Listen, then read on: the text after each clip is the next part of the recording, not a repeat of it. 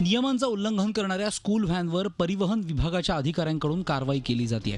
नागपुरात विविध शाळांच्या सुमारे 1500 बसेस धावतात, त्यातून तब्बल 10,000 विद्यार्थी प्रवास करतात। पण स्कूल बस चालवताना अनेकदा स्कूल बस बाबतचे नियम पायदळी तुडवले जात असल्याच्या तक्रारी आल्या आहेत। त्यानंतर या स्कूल बस आणि स्कूल व्हॅनवर कठोर तपासणी सुरू झाली।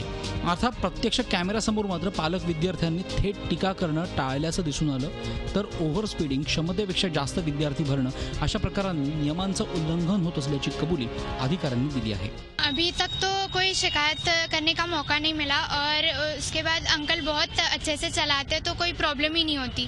वो हमारे सेफ्टी का बहुत ख्याल रखते हैं, तो अच्छे से चलाते गाड़ी। त्यांना मी नोटीस जारी केलेल्या आहेत की त्यांचा परवाना रद्द का करण्यात येईल अशा तऱ्हेची नोटीस आहे। आणि याचबरोबर आमची रस्त्यावर तपासणी सुद्धा सुरू आहे की तपासणी दरम्यान जर अशी वाहन आढळली की ज्यांचा स्पीड गव्हर्नर योग्य तऱ्हेने सील्ड नाही किंवा योग्य तऱ्हेने काम करत नाही, अशा वाहनांवर आम्ही कारवाई करण्याचं आपल्या भरारी पथकाला निर्देश दिलेले आहेत। शालेय विद्यार्थ्यांच्या सुरक्षिततेशी खेळणाऱ्या या स्कूल बस चालकांवर कारवाई व्हायलाच हवी। त्याकरता नियम अधिक कडक करण्याची गरज पडल्यास ते करण्याची तयारी सरकारने दाखवायला हवी। स्कूल बसची परिस्थिती जाणून घेण्याकरता आरटीओ तर्फे मोठे अभियान राबवले गेले। यामध्ये काही त्रुटी देखील आढळल्या।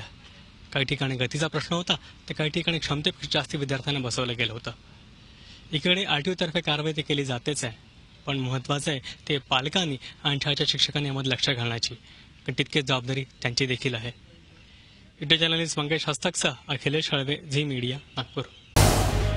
झी 24 तास रहा एक पाऊल पुढे।